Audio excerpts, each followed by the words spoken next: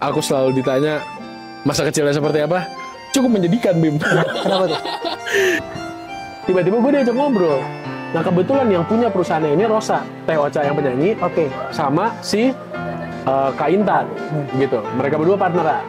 Jadi berawal dari yang gue nemenin adik gue jadi artis, take konten, sampai gue jadi owner tuh perusahaan holding. itu. Gitu. Tapi yang penting treat orang sebagaimana lu mau di-treat, gitu. Jadi 3 komponen itu.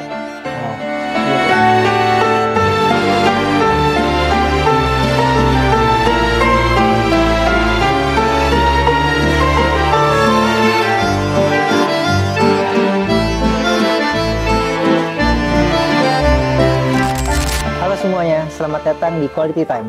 Saya dengan Abi Mantrana dari Damar Langit Resort. Hari ini kita kedatangan tamu yang luar biasa spesial. Mungkin nggak usah diperkenalkan lagi ya, udah portofolionya udah kemana-mana lah.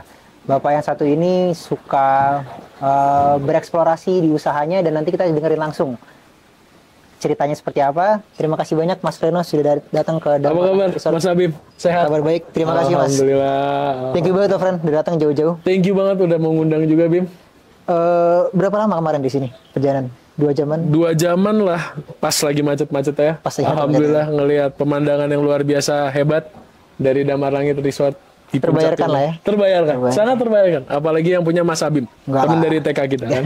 Saling support. Gue tuh ngikutin lo dari lama, friend. Maksudnya kenal kan cukup lama lah Iya. dari dulu. Terus kayaknya lo emang suka eksplorasi gitu loh. Tuh, Terus sempet keputus lah. Kita gara-gara lo kuliah di Jogja kan, di ya, UGM. di Jogja, di UGM. Tapi lo tuh terkenal dari dulu emang suka usaha gitu. Ya. Ceritain dong, friend. Lo tumbuh gimana tuh? Masa lalu lo gimana sih? Oke. Jadi teman-teman, perkenalin nama aku Alfreno. Terus kebetulan teman dari TK Mas Habib.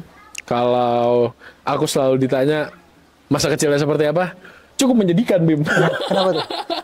Jadi kalau gue specifically, gue raised by a single mother, gitu ya. Jadi mungkin lika-liku orang berbeda-beda, apalagi konotasi broken home hari ini itu kadang lebih ke konotasi negatif ya. Tapi dengan itu gue belajar bahwa ketika kita di stempel orang, kita datang dari broken home dan konotasi negatif, we need to try our best to, ya ibaratnya bikin dari negativity jadi positivity gitu. Ada beberapa perks orang ya, manusia yang memang menurut gua itu harus dipelajari lewat experiences. Nah mungkin experience gua dari umur 3 tahun single mother gitu ya, itu membuat gue juga mentalnya jadi mental baja gitu, Bim. Mungkin kayak gitu sih. Kalau masa kecil gue, kenapa akhirnya gue bereksplorasi, itu supaya gue ngelihat mana sih yang cocok untuk gue. Dengan mental baja gue ini, gue bisa apa ya, fight under what circumstances and what kind of challenges tuh lebih berdampak gitu. Lo dites di posisi yang mungkin orang lain nggak bisa ngalamin gitu. Betul. Lo dapet circumstances yang orang-orang nggak bisa dapetin gitu. Betul. Itu blessing in disguise nggak sih? Di satu sisi. Banget. Jadi menurut gue teman-teman mungkin adalah di luar sana ya, Bim ya. Gue juga nggak tahu siapa aja yang memang dapat kondisi broken home. Tapi menurut gue having apa ya, circumstances broken home tuh nggak boleh lu tarik negativity-nya doang.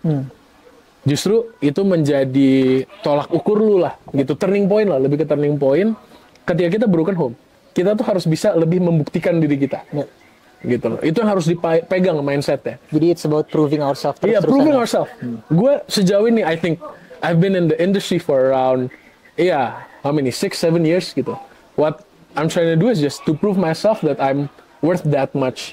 To prove that I can be beneficial for others, gitu-gitu sih. I see. Itu lo dari dengan kondisi itu dari kecil dan lain sebagainya, lo ke-expose sama dunia kewirausahaan tuh dari kapan, Bang? Nah, jadi lucunya di keluarga inti gue belum ada yang jadi pengusaha lah. Oh ya? Gitu, belum ada. Ibu gue politisi, adik gue di bawah gue. Tapi usaha juga kan adek lo? Adik gue justru waktu itu bantu gue di frozen milk. Oke. Bantu gue di frozen milk. Jadi ya, adik gue artis penyanyi. Iya. Penyanyi kan. Jadi kalau gue diekspos kewirausahaan tuh sebenarnya dari SMA. SMA itu gue inget banget ada satu seleksi dari elective class gue lah. Jadi ekstrakurikuler gue itu ngebuat yang namanya business model. Oke. pada saat itu gue ngebuat bisnis model sate Jepang. Dulu belum ada Taichan, 2015 tuh belum ada Taichan lah, belum se-booming ini. Tapi gue mempunyai ide, bisnis model gue adalah sate Jepang dengan saus Indonesia. Oke. Gitu, jadi something unique. Ya. Karena idealisme seorang wirausaha itu kan having that unique selling point. Gitu ya. Jadi pada saat itu gue ngebuat yang namanya Bang Satori.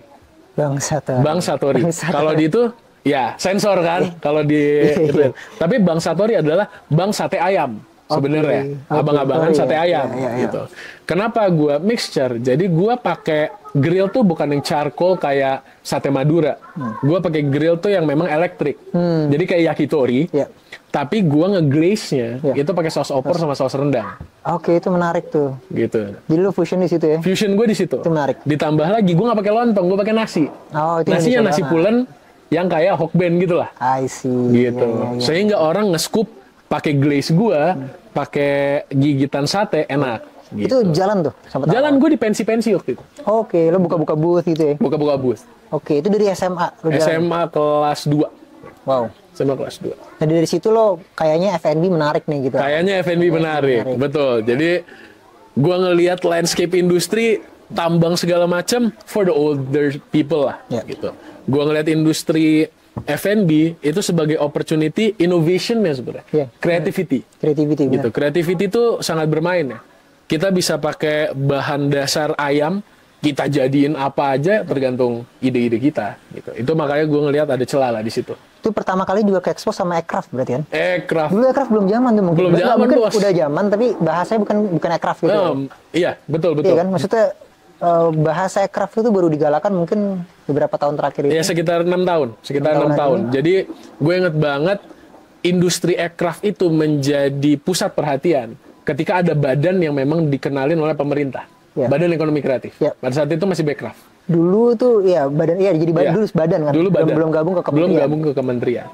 Dan pada saat Badan Ekonomi Kreatif itu dilontarkan ke masyarakat, ternyata persepsinya tuh positif. Gitu. Positif dalam hal apa? Anak-anak muda dia jadi ngerasa ada industri untuk kita. Itu secara unconscious ya, Bim. Jadi ya abis gue berwirausaha, gue ketemu banyak orang dan mereka mengatakan bahwa industri ekonomi kreatif ini ternyata sangat luas. Gitu loh. Nah, sangat luas inilah chance bagi anak-anak muda ini untuk masuk. I see. Akhirnya lo buka lagi, itu berarti sempat selesai di SMA itu, lo masuk kuliah nggak lanjut tuh ya? Nggak lanjut. Berpolitik di kuliah? Berpolitik di kuliah. Meniti karir di organisasi kuliah lah ya? Iya, betul. Ya kalau Mas Abim ngelihat Instagram saya gitu kan. Sempet ngikutin. Kita beda kampus tapi kita ngikutin lah. Ya, gue sempat jadi senat, Bim, waktu itu. Di UGM? Senat Universitas Gadjah Mada. Jadi satu universitas itu gue senat. Terus sebelumnya gue wakil bendara umum Angkatan Muda Partai Golkar DKI Jakarta. Terus habis itu setelah gue jadi senat itu gue menjadi tim kampanye nasional milenialnya Jokowi sama Ma'ruf Amin pada saat itu. Berarti 2014 ya? 2019. 19 ya kemarin ya? Jadi gue Wabendum AMPG DKI, senat, terus habis itu gue TKN milenial, 2024 kemarin kebetulan di Prabowo Gibran. Penerus negeri. Nah, nanti kita bahas di... Ini selanjutnya aja itu. Habis itu lo kuliah, nah si frozen milk ini setelah kuliah? Apa saat frozen milk itu pas COVID. Jadi gua semester 5. Itu lu jualan es krim kan? Jualan es krim. Wah, sebenarnya. Isi susu. Gitu. No, this is the fun fact. The fun fact is frozen milk is not an ice cream. I can guarantee you. Itu apa tuh, susu? Itu jadi kayak derivatifnya es krim, Bos. Oke. Jadi kan di industri udah ada es krim, udah ada gelato. Gua ngebuatlah satu karya baru. Satu ide baru namanya frozen milk. Jadi secara komposisi, kalau kita ngomongin teknis, beda dari es krim, beda dari gelato. Gue 80% tuh susu, fresh milk. 20%-nya lagi itu baru krim dan emulsifier lah, ibaratnya kayak gitu. Sehingga mendapatkan tekstur frozen milk. Nggak se-creamy es krim, nggak se-creamy gelato. Ini spesifik frozen milk. Frozen milk.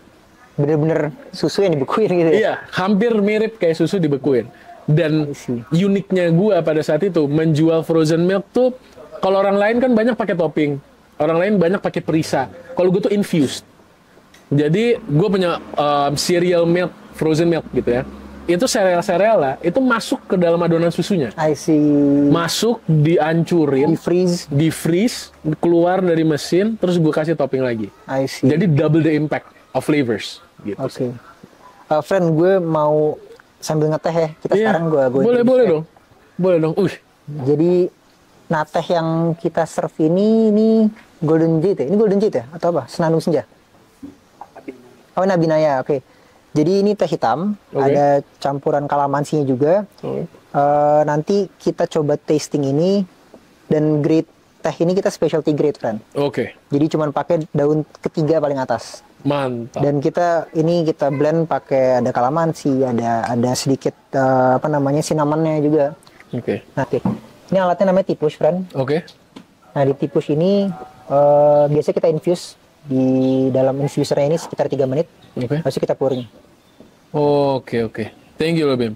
Jadi apa ini, teh ini tuh ada kesan nggak untuk lo? Kalau spesifik yang ini sebenarnya, ini morning specialnya kita. Oke. Nah, sebenarnya kita pernah bikin ada satu lagi teh yang nanti kita cobalah habis ini. Pas di sore-sore itu lebih enak. Ada namanya Sriwedari. Oke. Teh itu tuh untuk tribute ke ibu lah. Oke. Kita nikmatin di sore-sore. Oke. Silakan, Mas Ren. Thank you, Bim. Cara minumnya biasa kita dicium dulu. Dicium dulu, oke. Terus diminum atau diselurp lah gitu lah. Oke. Terus diputerin dalam mulut. Oh Ini gitu ya? langsung telan. Nah, Oke. langsung baru telan. Oke. Jadi masih panas. Oh. Fruity ya, yang ini fruity ya? Fruity. Fruity ya? Dan ini nggak pakai ekstrak, nggak pakai essence, nggak pakai pengharum juga. Oke. Dan ini nggak pakai gula. Gitu. Jadi ini ada jeruknya di dalam? Ada. Atau kayak Ya. ininya apa, keringannya gitu? Kita dehydrate, Oke. kita masukin sini. Oke. Dan ini pure no essence dan organik, nggak pakai gula juga. Top ya. Gua rasa ini yang mendukung pemandangan ya. Dan suasananya. Suasananya. Dingin-dingin minum teh. Dingin-dingin minum teh. The best. Karena gue rasa dengan adanya suasana seperti ini tuh value tehnya jadi makin besar. Makin kena. Jadi makin kena ini. Nah, makin enak lah. Makin kena. Seru. Gue mau lanjut lagi, Fran. Oke. Tadi, lo cerita agendasnya Frozen Milk Agendas gitu. Terus sekarang nih lo jalanin usaha aircraft dan entertainment gitu. Ya. Itu gimana awalnya? Oke, jadi Inspire ini nih. mungkin sebelum kita ngobrol tadi kan udah sempat berbincang. Semenjak gua merintis usaha di SMA, gua berpegang teguh bahwa setiap langkah yang gua lakukan, setiap cobaan dan segala macam itu selalu ada hikmahnya. Ini berawal, khususnya Inspire Idea ini nih, holding company gue ini berawal karena gue ngobrol. Pada saat itu justru adik gue yang pertama kali jadi artisnya. Oke, Ji. Jadi talentnya di sini nih? Iya, di Inspire Idea. Sebelum gue join. Oke. Pada saat itu masih Inspire Music bahkan. Iya. Tiba-tiba gue diajak ngobrol. Nah kebetulan yang punya perusahaannya ini Rosa, Teh Ocha yang penyanyi, Oke. sama si Kak Intan, gitu. Mereka berdua partneran. Sampai ke titik dimana ngobrol, mereka ingin berinovasi. Bisnis ini akhirnya butuh sosok anak muda yang memang mau menginovasikan one stop entertainment solution, kurang lebih kayak gitu. Sehingga akhirnya gue masuklah to the picture as the owner, as currently the executive director, dan kita akhirnya ngembangin 6 business unit gitu. Jadi berawal dari yang gue nemenin adik gue jadi artis, take konten, sampai gue jadi owner tuh perusahaan holding itu. gitu. Jadi line of service-nya apa ini? Line of service-nya sekarang kita punya production house. Oke. Jadi kita udah ngebuat series online, kita udah buat web movie, dan sekarang soon, nggak tahu ya ini tayang mungkin kan berapa minggu lagi, cuman 1 Agustus tuh gue di layar lebar ada documentary movie-nya Rosa. Wow, Agustus ini? Yes, nationwide release sama international release. Wow. Jadi ini the first ever biopic movie yang sosoknya tuh masih ada dan legend. Wow. Pertama kalinya. Dan itu pertama kali Indonesia juga ya? Indonesia kalau secara film dokumenter udah banyak, tapi biopic yang masih hidup dan legend tuh baru kita. Wow. Kurang lebih kayak gitu. Dan kita nationwide release dari Sabang sampai Merauke, kita coba mulai dari sinema-sinema besar sampai sinema-sinema lokal, dan kita lagi on proses untuk ke Malaysia, untuk ke Singapura, Korea, dan segala macam itu. Yang gue penasaran adalah lo berangkat dari emang dari dulu sebenarnya aircraft, tapi kan Iya. ini entertainment nih, pure Betul. entertainment gitu. Betul. Dan segala dinamikanya industri Betul. ini baru nih. Gimana lo tiba-tiba belajarnya dari mana gitu? Jadi gini Pak, long story short, gue ini orangnya yang tadi lu sempat mention explore, sehingga gue merasa gue butuh expertise gitu, Oke. gitu loh. Lo nyari expertise nih. Expertise. Secara jujur, ada ratusan ribu pengusaha di Indonesia, Ya, ya. gitu kan. Ada puluhan ribu Dan itu tren yang sangat bagus muda. ya. Betul, Perkembangan sangat betul, bagus. betul. Ada puluhan ribu pengusaha muda di Indonesia. Ya. Tapi ada berapa sih yang punya expertise di bidang ekonomi kreatif? Nggak usah kita muluk-muluk satu industri ekonomi kreatif. Kita ngomongin aja secara entertainment, secara kreatifnya lah. Dikit. Sehingga gue merasa, kayak jati diri gue nih bisa nih. Gue punya cita-cita tinggi, gitu ya. Tapi cita-cita tinggi itu harus kita jalanin dari awal tuh ya. Kita bangun expertise, bangun portfolio. Daripada gue compete dengan orang-orang yang sudah expert di bidangnya, mending gue di bidang yang masih very niche, gitu. Makanya akhirnya tawaran itu menjadi sangat menarik dan ya alhamdulillah I'm here today, gitu loh. Karena itu ya. Karena lo jadi itu. expertise. Jadi expertise. Kalau pertanyaannya, jadi expert generalis atau jadi expertise, lo pilih mana? Gue lebih tergantung industri. Tergantung bisa. Oke, I see. Gue ditanya sebagai background gue pengusaha, Ya, ya, ya. expertise itu penting. Expertise itu penting. Expertise itu penting. Tapi at a certain point kita harus jadi generalis juga. Betul. Kan? Iya kan? Betul. Karena kita we're the owners. Ya. Gitu loh. Looking at each challenge tuh harus beda-beda perspektif juga. Benar. Gitu mungkin ya Setuju. teman-teman yang nanti nonton ya, itu harus tahu. Kita nggak bisa satu template untuk 1000 masalah. Ya. Gitu kan. Nah, kalau kita udah to a certain point di C-level, gua rasa harus generalis. Tapi, ini gue selalu dapat dari sosok-sosok mentor gue ya. Banyak nih mentorannya kayaknya. Banyak banget bos. Alhamdulillah banyak yang mau bantu. Mentor gue selalu bilang, lu expert di satu hal ketika lu lagi merintis. Ya. Ketika lu sudah udah mulai melenting, lu tuh harus menjadi expert di banyak bidang. Itu yang orang banyak kewalahan, sehingga nggak bisa full potential, Ya, gitu loh. I see. Lu tuh nggak bisa expert tuh sekarang di teh misalnya. Ya. Tapi teh ini udah mature nih, bisnis lain lu teh ini udah mature. Lu jangan pada saat besar lu teh lagi nggak. Ya. Lu harus bisa expert di bidang lain. Yes. Kopi kek atau derivatifnya teh ini ada apa? Mungkin perkebunannya lah yang lu sikat.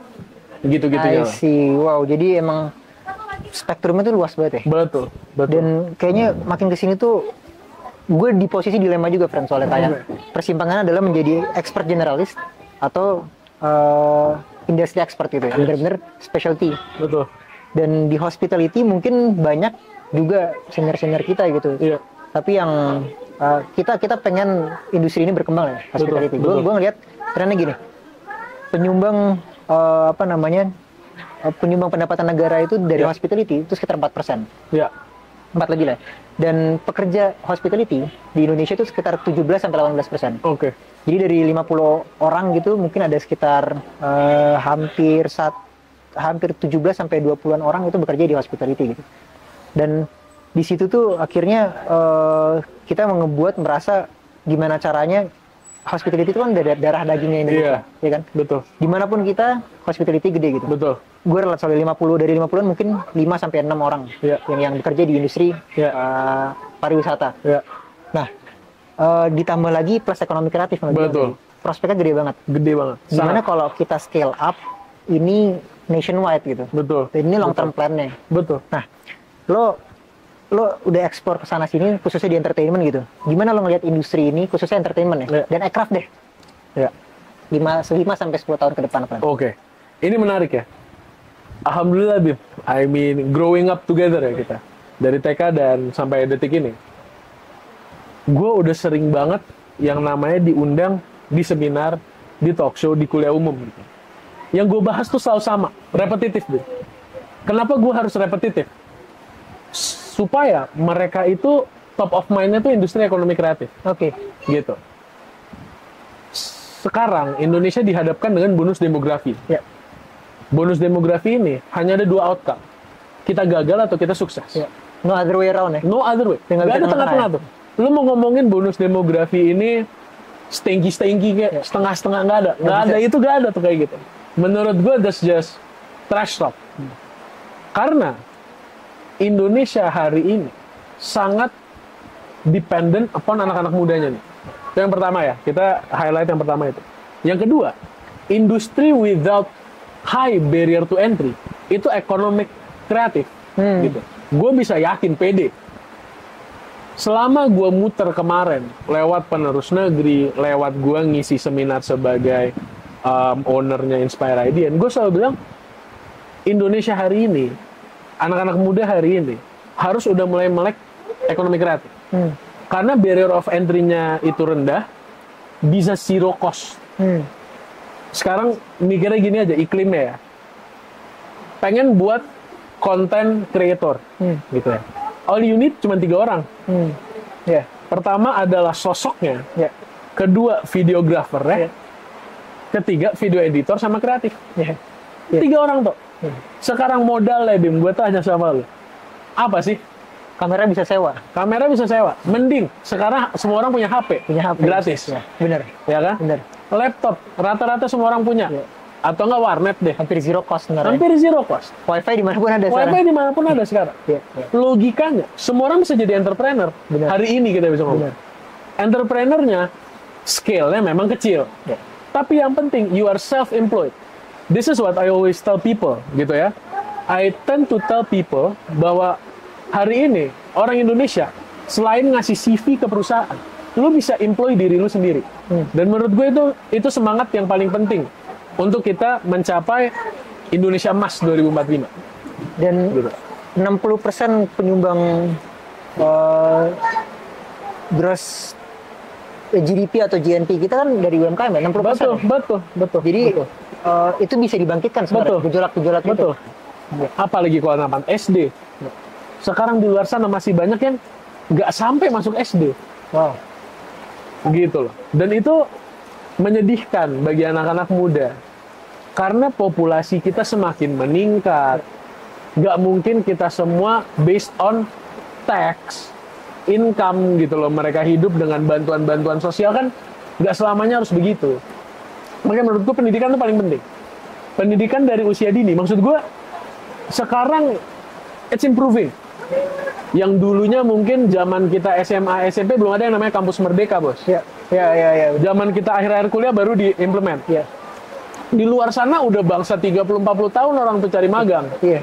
Gitu kan? Dan di perusahaan-perusahaan bonafit lagi. Iya. Sekarang it's improving. Ya. Sehingga gue bisa lihat tren pendidikan kita tuh lagi meningkat. Tapi memang, back again, Bim. Accessibility-nya. Accessibility. Pertama, accessibility-nya. Kedua adalah mindset orang-orang yang mau menerima bantuan beasiswa itu.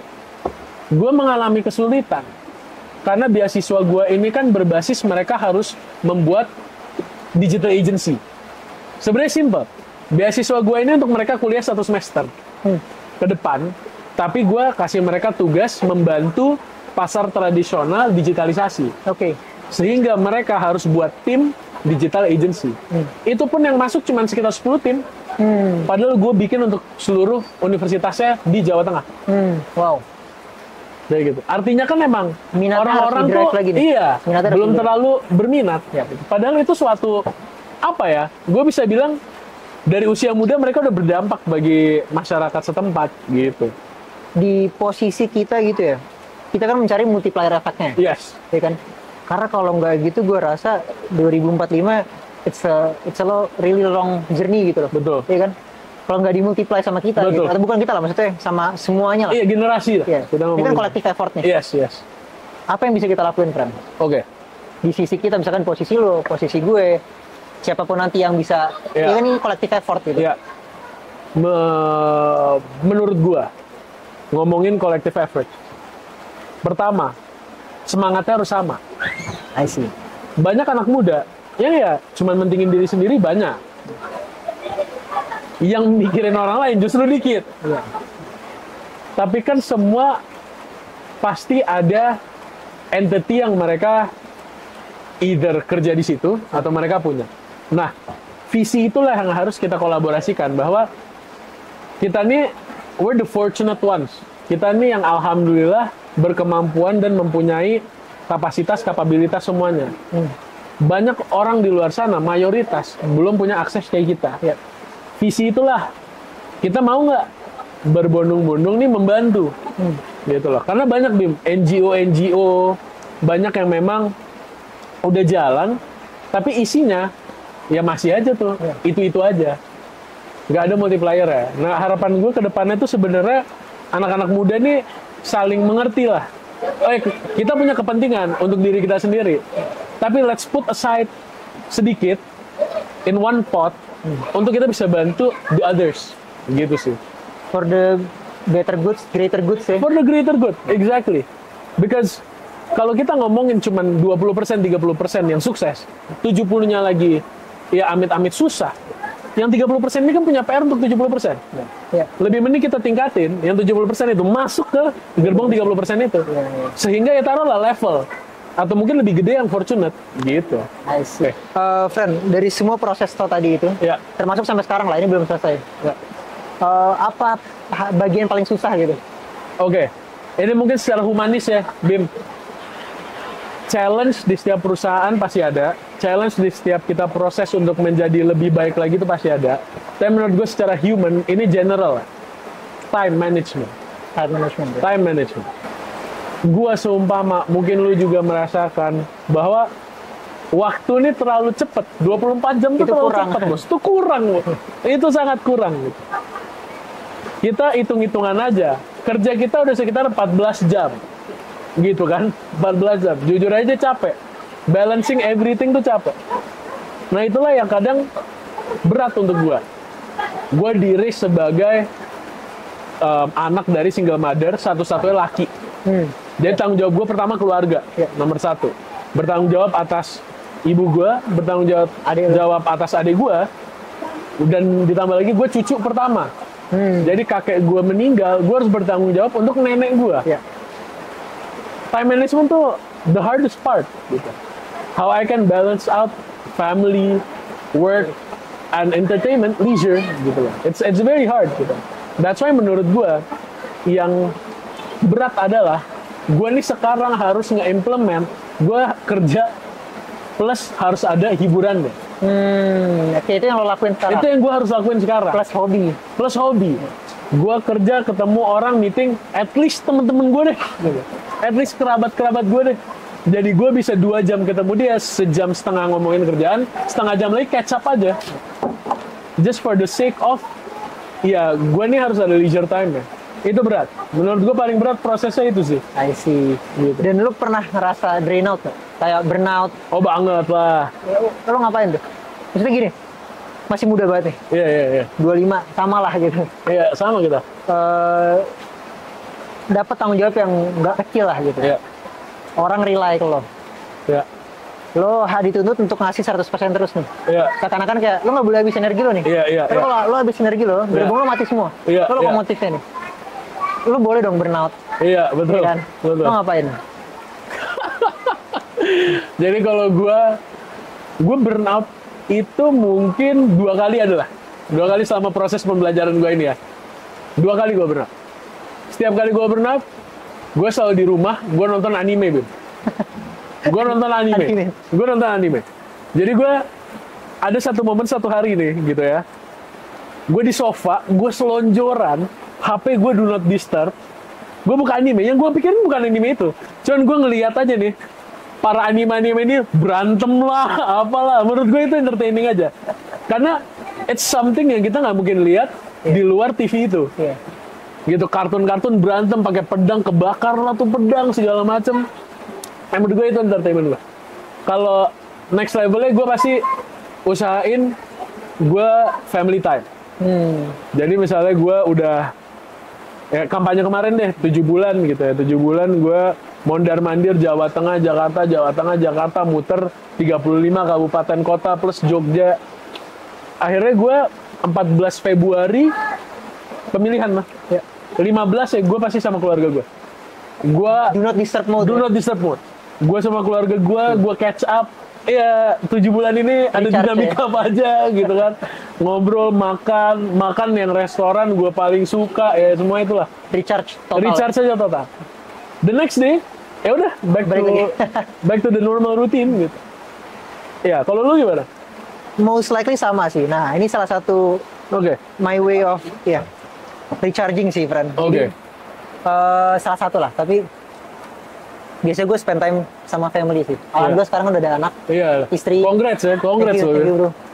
Itu kayaknya jadi apa ya namanya, tolak ukur gue buat recharge atau buat apa namanya, thank you mas, Thank you. buat nggak burnout tuh mereka sih. Iya. Mereka yang keeping me sane all this time gitu. Istri gue full supportnya. Nah ini kita cobain Sriwidari, if I'm not mistaken ya. Ya. Oke. Jadi ini teh yang tadi gue bilang nih, ini very special. Ini very special for you. For me. Iya.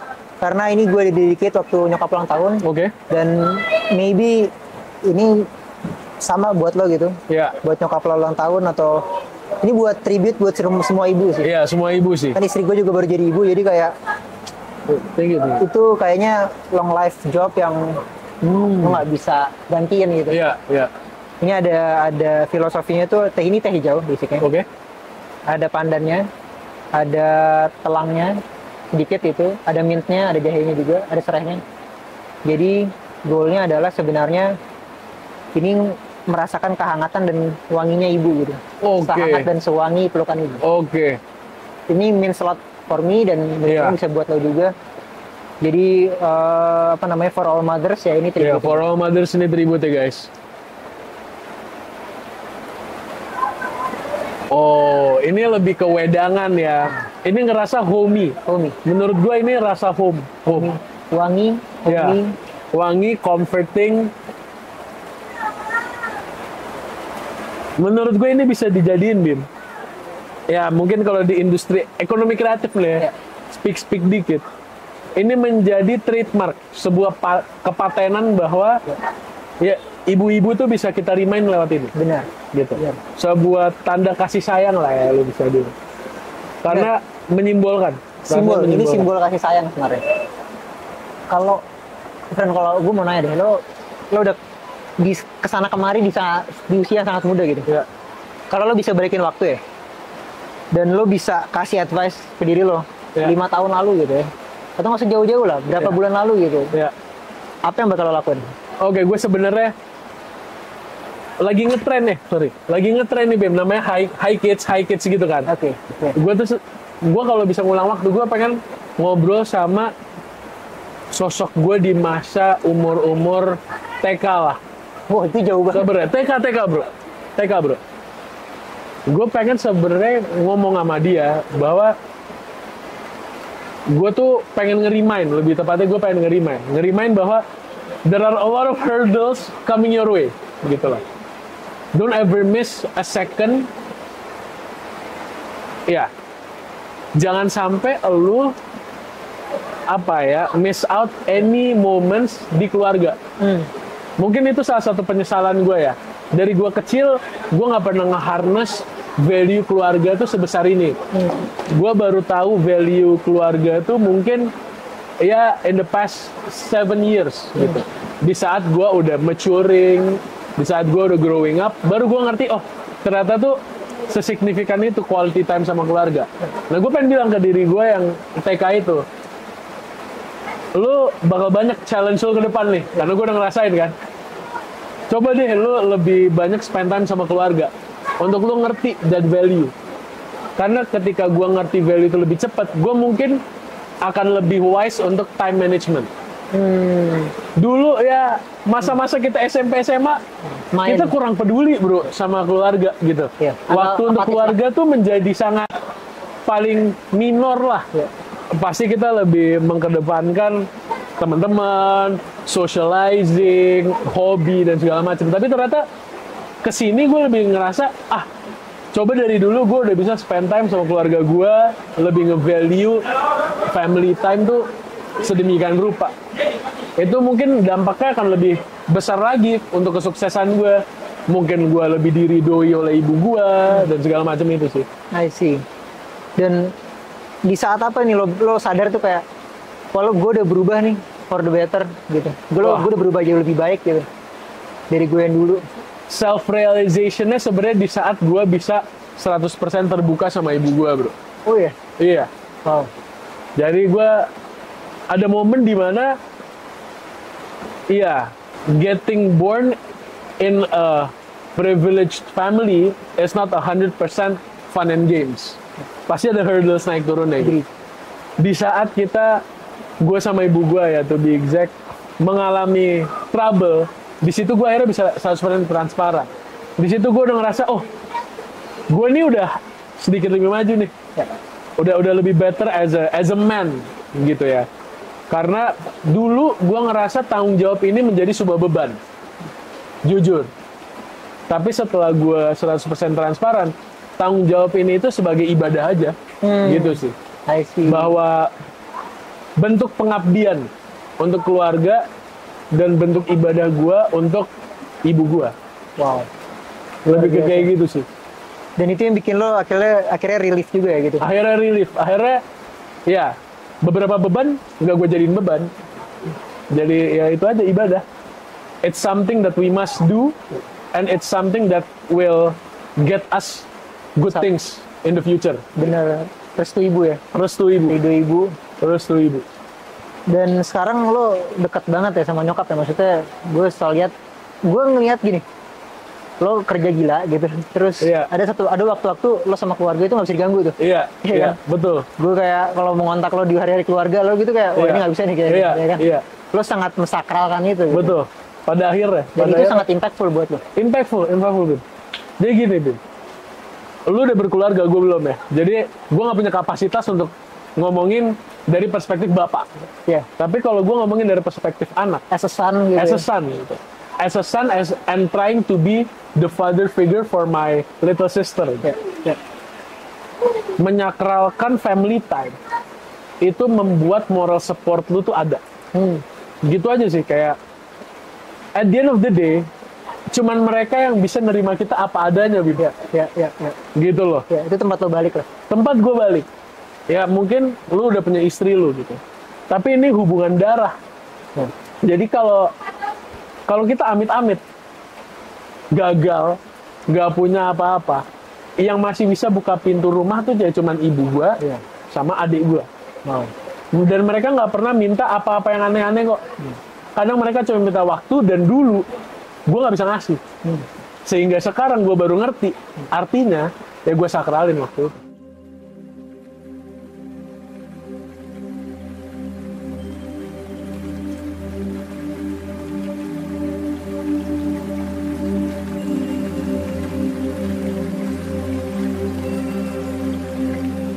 Ya, Fran, kalau lo bisa tahu satu hal di zaman dulu gitu, apa satu hal yang lo pengen tahu lebih dulu?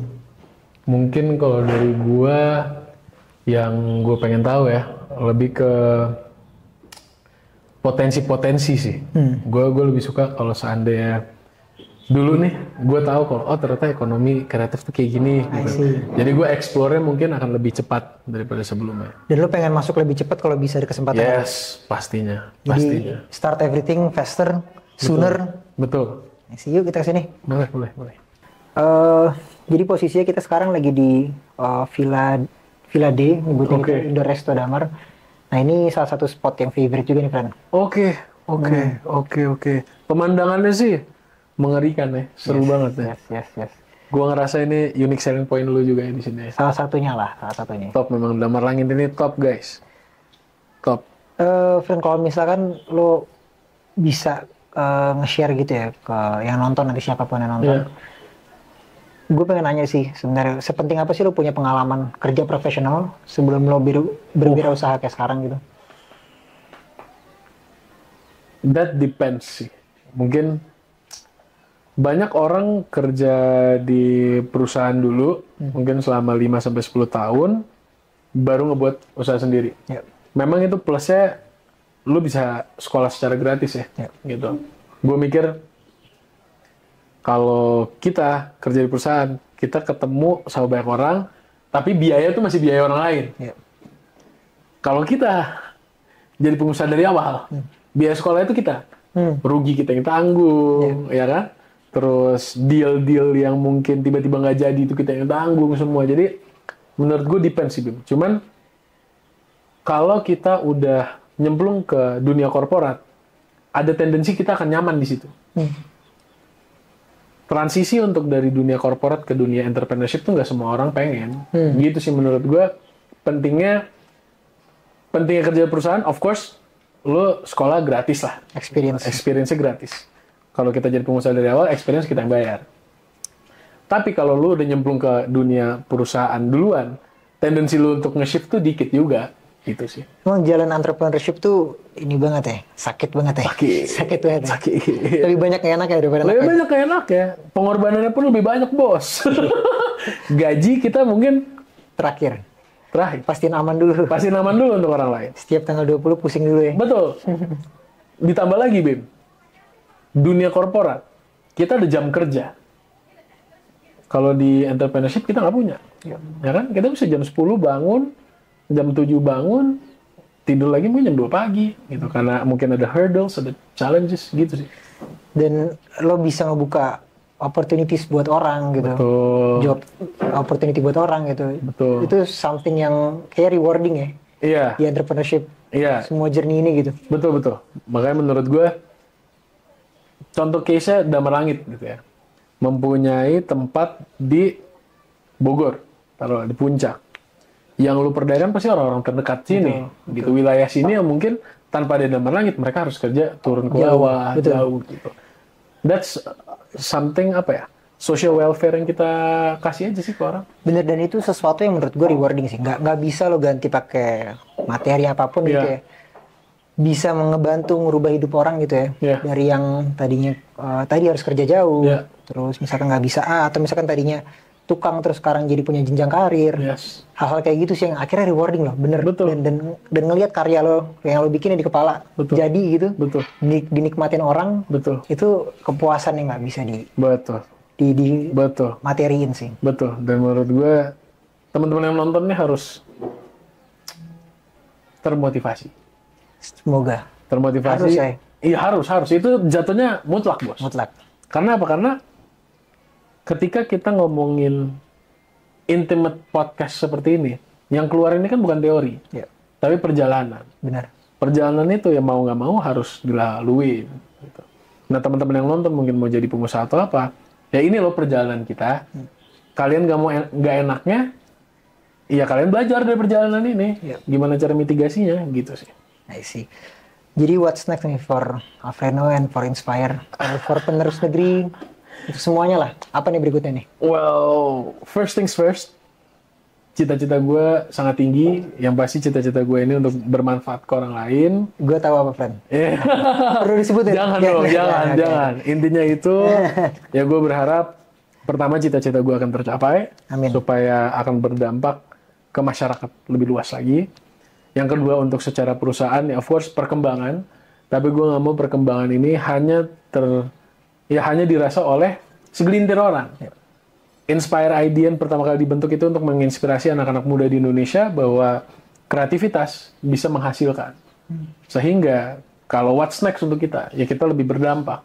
Kita lebih banyak kolaborasi dengan instansi yang memang menyentuh, instansi yang butuh disentuh, gitu, dan semua hal lainnya lah.